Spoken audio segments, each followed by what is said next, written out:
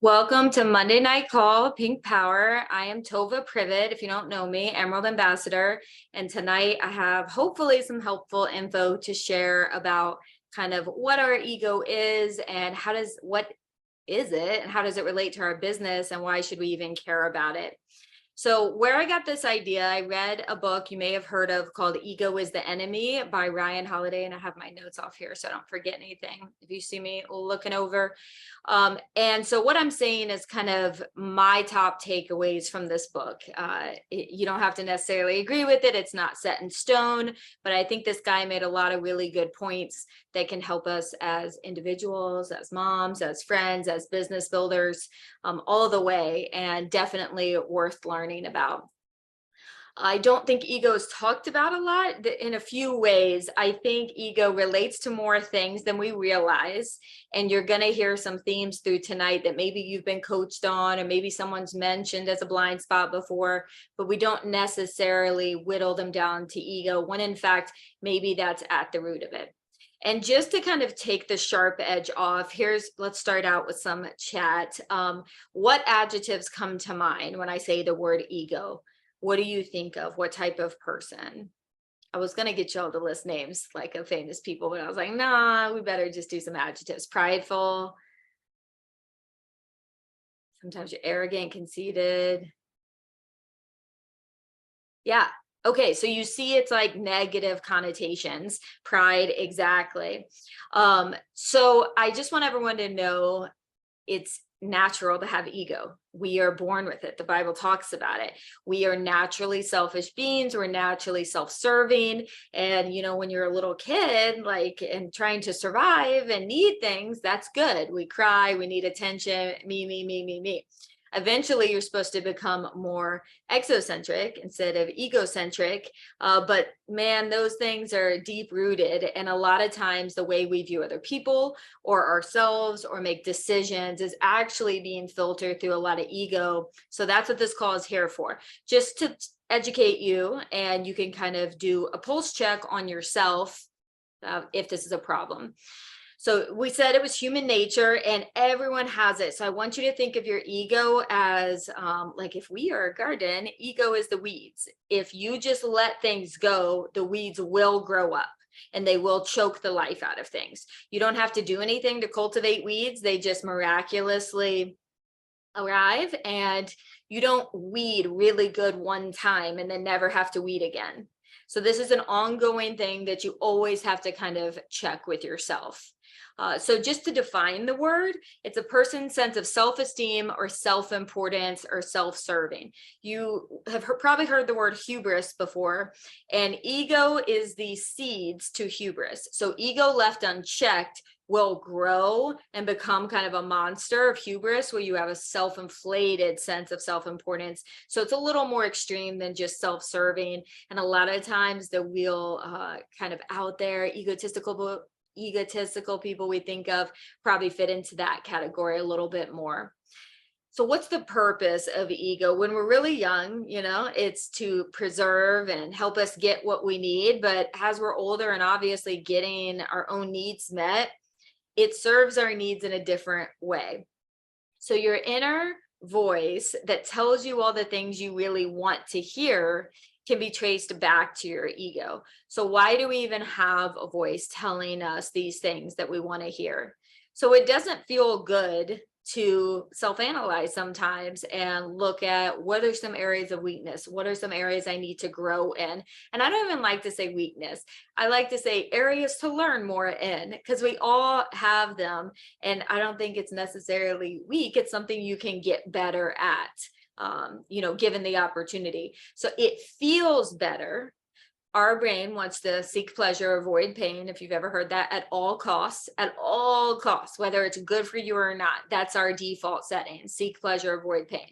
So if it's uncomfortable to look at certain things about yourself or look at your effort or goals, this little voice will come in and kind of justify and tell you, oh, you don't need to worry about that, or they're being overly critical, or you're fine on that, or you've put forth enough effort. A lot of that is traced back to ego. So we need to reflect. And the number one cure, I want you to remember through all of this, the cure for ego problems is learning. and you're here learning and you're becoming more self-aware. So you're already taken step one. So ego versus confidence. The book had a few really good one-liners that I'm going to drop in here. And it said, ego is the wicked sister of success. So wherever you find success, ego is partnered with it.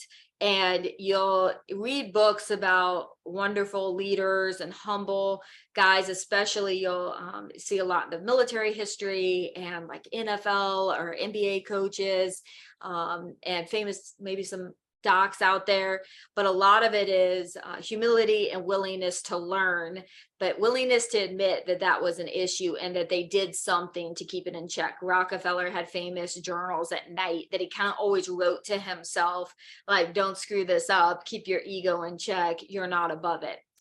Confidence, on the other hand, ego needs honors to be validated. So it's like insatiable. Ego needs something to feed it. And a good way to know if it's ego is it doesn't feel good when you don't get it, when you're not feeding it kind of the food it wants. And I'll talk more on that later. Confidence, on the other hand, is being able to wait and focus on the task regardless of external recognition. So that's really what we're going to get down to. And if we're doing things that we really believe in the way we know we should, it doesn't matter what other people think. If other people acknowledge it, validate it, recognize it, those things are super nice. And it's okay to want those things. But we can't do things to get those, if that makes sense. They can't be tied together with the value. And that's really where ego starts to wreak havoc. So we kind of talked about what ego is. So why does this even matter? Like we could talk about a lot of things tonight. Why do we even need to know this? So if you look back on history, we have to learn from history or will repeat itself. For thousands of years, we've watched amazing leaders and massive empires come to their knees, and it's usually tied to something with ego. So it would be quite egotistical to think that we're above that, and that wouldn't be a stumbling block for us, and it wouldn't be a problem for us. So proactive, good business builders, leaders, and just like I said, people in general are going to know like, hey, I just got to keep an eye on this. So what ego does is if you do a history check and you watch people who have fallen, it's crazy because their judgment and discernment and wisdom just gets cloudier and cloudier and cloudier as their ego grows. And you'll see how they used to work and used to make decisions, and you'll slowly see it change over time. And that's the beginning of the end for them. So if you're thinking this topic is kind of irrelevant, it's not applicable to me, this is silly, this is boring, like might want to tune back in. This might be for you, and that's okay. So this definitely is a relevant topic for everybody. Ways that this can really hurt us if we don't learn to trace it back. So disappointment versus devastation and how they're tied to failure. You will have failures in this business, I promise. If you haven't yet, you just haven't been here long enough. That doesn't mean we can't overcome them and learn from them. And failure sometimes it's not even bad. It's a necessity for us to learn certain things and take action on certain fronts that we wouldn't otherwise learn or take action on unless we'd experience a quote unquote failure. And really failures is not getting your way in the time that you want it. And what we want at certain times isn't always what's best for us. But what happens when that failure occurs is another great pulse check for ego. So disappointment is okay. If you wanted to reach a goal and didn't reach it in the timeline you wanted, and you're disappointed and frustrated, that's a normal human response. And you meet with your coach and you figure out, what did we do? Where did we go wrong? What could we do differently next time? If you feel devastated, if you feel like you are a terrible person, you have no value to offer, I don't know if this business is for me, I'm not cut out for this, I knew I shouldn't have even tried, all of those things are more devastating thoughts instead of disappointing thoughts. It's because your ego was tying value to that accomplishment. That accomplishment, it only meant something if you hit what you wanted by a certain day and a certain time. And then that's lessening your value, because what's the flip side of that? That might not sound like a direct correlation, but the opposite of that is if you had hit that rank in the time you wanted, or that goal in the time you wanted, you would be successful and amazing and driven and an achiever. So you see how the opposite of that is validating. you're still awesome and smart and driven and an achiever if you're doing the right things. Sometimes the timeline coincides with what we want, and sometimes it doesn't, but it's not tied to the validation. Hopefully that's making sense to you guys. So how to recognize when ego might be rearing its ugly head. So we just hit on some of it. Do you really feel like you're seeking a lot of recognition? And I think a good way, and guys, I speak to all this stuff because I've struggled with it in the past. So don't think I'm talking at you. I'm preaching to the choir here.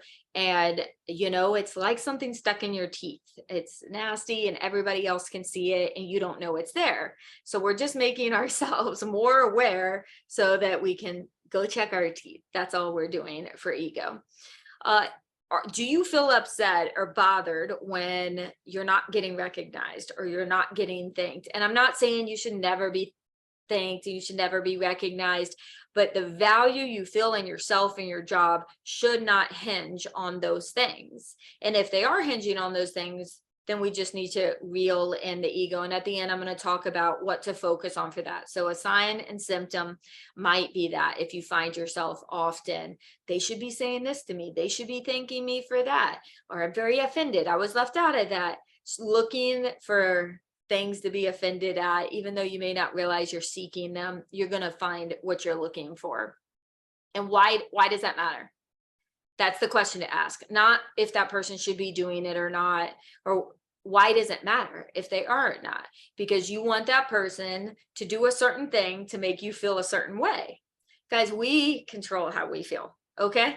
And we give way too much of that power away. So we're going to take it back. It can warp your perception of reality and circumstances. It really does make things seem a little different than they might be factually.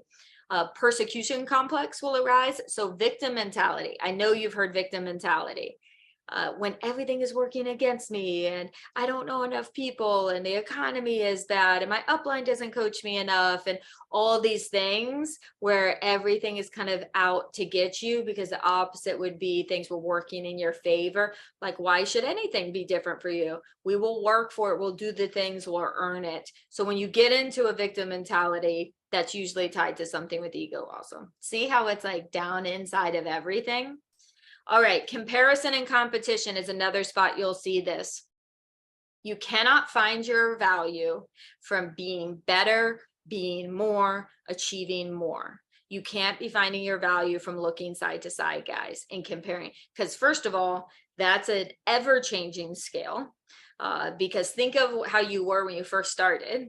Think of how excited you were to reach 50 points or 100 points. And if you haven't reached those yet, how excited you were to reach 18 points. And then later in our business, you know, we'll be really frustrated if we go backwards, and we're choosing the thoughts around that. And we're comparing even to what we used to achieve versus what we achieve now. So you have to be really careful to not get too sucked into that and not tying your value directly to how you're performing in comparison to everyone else and this kind of sometimes imaginary timeline. So what we do need to worry about is, are we setting high enough standards for ourselves, and are we working to the best of our ability towards those? So we're going to talk about how to define what success looks like, because that's a step a lot of people miss. And if you don't define what success looks like for you and what a successful day looks like for you, then you'll easily slip into being results oriented and validation oriented for your value and for your worth. And trust me, you don't want to get into that.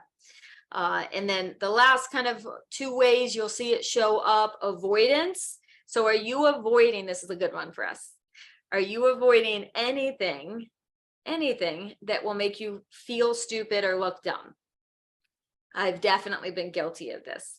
Why would you avoid doing something that maybe you're not excellent at? Like, think about, you know, people always use the example of babies when they're learning to walk. Like, we decided that that's cute, that they're learning to walk and they try to stand up and they fall down. If we saw an adult doing that, you know, we'd be like, what's the matter with you? But the point of it is, you're learning a brand new thing. And anytime you're learning a brand new thing, you shouldn't be an expert at it right away. You shouldn't be perfect at it right away. So if you're resisting doing things because you might feel dumb or look funny or look not perfect, that is nothing but ego, guys. That's all ego. So you have to decide. Remember, our brain seeks pleasure, avoids pain. So you have to decide, am I willing to feel a little uncomfortable because I know this is what I need to do? I know this is headed towards my achievement. It's in line with my standards and what I've defined as success and learning new things. Or are you going to kind of let ego take the driver's seat? And that's a good way to think of it, like who's driving the car right now. And if you're holding yourself back from doing things, then ego's driving your car, and we don't want that. Fear is another one. I swear, fear is like the cloak of ego. All right. Because we say we're afraid to do that. We don't want to do that. But that's, keep going. If you do that, if you're afraid to send that message, why are you afraid? Like what they're going to think of me. Okay, let's go there. Like they give you the worst response possible. Now you feel invalidated. You feel embarrassed. Those are ego related, guys. And we all have it. So don't beat yourself up. I don't want it to sound like I'm criticizing you. I'm just bringing awareness to this of what's really at the root of rate limiting steps. So we can do something about it. Like until you see what the issue is, you can't do anything about it. So we're going to act anyway. Whoever said you have to feel good and warm and fuzzy about all the things you're doing? Ask Olympic athletes, have they felt really good and like relaxed and warm and fuzzy about all the things they had to do to get to the Olympics? No, they had to do a lot of really uncomfortable things, but that's just like people understand that connection a little more. So make that connection with yourself. When does ego usually strike? It can strike at all sorts of times. However, it tends to really rear its head right after you're successful at something. Our brains have a funny way of starting to change the way we view ourselves when we hit a goal. And just like you can do the opposite of hitting a goal, you can kind of self-berate and really self-criticize. You can go overboard on the other side of that too, and really start to think, I am so amazing, as opposed to I put in the work, I did what I was supposed to do for so long, I'm going to keep doing that because I have a goal that I'm headed towards, versus maybe reveling a little bit too much in the achievement or the accolades or the recognition. And why that's dangerous is because what that leads to is you start doing things, if you notice, that are not slightly different than you were to get there. The best example of this is the teams who go to the Super Bowl and win, or the teams that win the World Cup. Very rarely do they repeat that. Why is that? Like they obviously have the talent and the know-how. They are doing something different than what made them successful in the first place. And Courtney and I were talking about that the other day, tracing back to your most successful times and what were you actually doing? And I think more helpful, what were you thinking about the things you were doing? The brand new things. Maybe you weren't so critical and so scared to do the things because they were all really new and you were just out there trying, and now maybe you're holding back a little more than you realize. All right, so let's get into how to safeguard. So we've talked about all these terrible things and how they can sabotage you. So what do we do now? There's a few really basic steps that you can take to keep yourself in line and kind of run this is like a filter for you. Some other good one-liners from there. Achievement must be in the doing, not in the recognition. So that's one I feel like I could write on a Post-it and read to myself every day. Achievement must be in the doing of the thing and not the recognition of it. It's okay to want recognition, but you also have to be okay with never getting it. Impressing people is truly different than being impressive. Impressing people is truly different than being impressive. So what are you chasing and why are you chasing it? And we hit that on purpose in a second. So step one is excellence, instilling an excellence standard. And this is my verbiage for it in this book's verbiage. You probably have another way of saying it. So it's nothing new, but it's, you're going to set an excellent standard. And I really think you need help processing this and setting this. It's a sweet spot. You don't want to aim too low, because when you aim too low for an excellent standard, you don't want to feel bad for maybe not reaching your goals. So sometimes we'll set them low and set the daily bar a little lower so we don't feel so bad. Remember, seek pleasure, avoid pain. We don't want to feel bad when we don't do what we're supposed to do. Also, you can get a little overexcited sometimes and set yourself up for failure. All right. You might not be able to send 25 messages every single day. So it might be better for us to set a 5 message every single day so you can show yourself that you can maintain a standard of excellence. So this is going to look different for everybody, but you need to sit down and write this out. And really what it comes down to, guys, is the difference between getting good and getting great is attention to detail. So this is the opposite of death by 1,000 cuts. So this is success by 1,000 little steps. It's in the little things, the tiny little things. And any diamond will tell you this.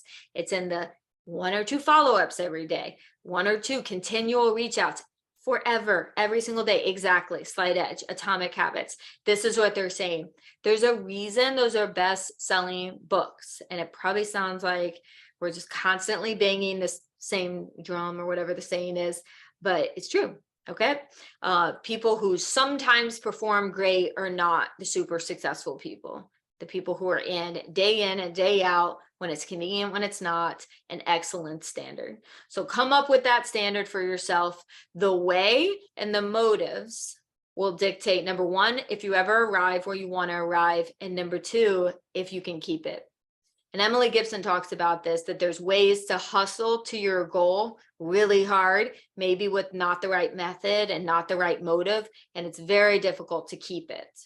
So we don't want to do that. We don't want to do all this work and all this, learning just to get there and then not be able to maintain it. So we want to do it the right way. And that has to be from a place of true purpose and good motives and holding yourself to a high standard. It can't hinge on other people recognizing me and other people making me feel valued and validated. Purpose, number 2. So number 1 is excellence, standard. Number 2, purpose. We talk about our why a lot, and I think this is like a tangent of that. Why do you do what you do? This is one of my favorite exercises that I stumbled upon. How would you run your business differently if you had to stay anonymous? If you were totally anonymous and like Plexus assigned us all like just numbers, random numbers, and no one knew your real name, no one knew your face. Would you run your business the exact same way? There's stories about Benjamin Franklin where he would submit info to local newspapers under a fake name because he wanted the info to get out and didn't want it to be looked at any different way with his name attached to it. And he didn't want to get any credit for it. He wanted the info to stand out there kind of alone and independent because it was worth stuff without him. So I think that that's worth looking at. And boy, my answer was no, I would do some things different. And yeah, you just got to work through that on your own and probably journal it out. That would be a good one to do. Timeline should not matter more than standard of excellence. That was one I left out that I wanted to add back in. So your timeline shouldn't matter more than your standard of excellence. Trust that the goal will arrive in the right time if you're consistently maintaining your standard. And your purpose, why do you do what you do? Only when that is answered can you ignore the success of others. So this relates back to the competition versus comparison. So when you know what you're doing, at what standard you're doing it, that you've established, makes you feel good at night. And by the way, when you set a really good standard, I think success should look like achieving 80% of that or 85% of that. Like you need to aim a little higher than is comfortable, of course, but none of us are going to achieve 100% of our goals every single day. We know that's impossible. So come up with a number in there that feels good. Maybe it's 90%, but it's kind of meeting in that middle. So turning the knobs in where you set the goal high, but you don't hold yourself to an unrealistic standard. At that point, when you figure those things out, you know why you're doing it, you can ignore what everybody else is doing, because guess what? They have their own purpose for what they're pursuing. They have their own excellence standard, which sometimes aligns with ours, sometimes it doesn't. Not our issue, not our problem. You're wasting brain power looking at that. So this is the whole put your blinders on that you've heard. But it goes back to setting your own standard and why you're doing what you're doing. The only reason to look side to side is to learn. And you gotta be careful with that, because that can kind of suck you in comparison. But of course, we want to learn from everyone around us. Well, maybe not everyone. We want to learn from people that our upline recommends that we learn from. All right. If you don't answer, you won't achieve. And if you do achieve it, it can be very unfulfilling. So when you're chasing your goal with the wrong motives and ego is really pushing you there, you're not going to get there in a way you would really truly want to get there. And it's not going to feel right when you hit there. And man, how devastating is that, to do all this work chasing this imaginary place, imaginary feeling, and then it be this massive letdown. So let's take it from the people who have gone before us and do it the right way, so we can really feel better than we ever imagined with it. So your achievements should not say a ton about you. It means a lot more about the standard of work and the teamwork and the learning that you've put in. The achievement is kind of a side effect. And I know I've heard a lot of diamonds say that. This is just, in essence, it's the public manifestation of all the work that you've already done, all the learning you've already done. It's just a nice way for other people to recognize it. And we already talked about success redefined. I want to give one example, or a few examples, of where I see everything we talked about just epitomized. And I know some of you don't like military and sports examples, but this is the best one I can come up with. If you're in the military community at all, special forces is often referred to as the quiet professionals. They used to be a lot more quiet than they are now. They like to do interviews and books, but how they're supposed to be and how they used to be true quiet professionals. So they had a calling to do something that they really believed in. They had to work hard to be able to achieve it. They sometimes had to do scary things, but did them anyway. And almost always no one knew about it. So think about that. A higher calling to go and work hard and sacrifice to achieve something that's probably hard, probably scary, and no one will ever know about it. So that goes back to the anonymity thing with your business. Try to see, like, do I really believe in what I'm chasing enough to still do it in the same way if no one ever knew my name? I feel like there's a song out there. Cody, tell me if there is, but I can't remember.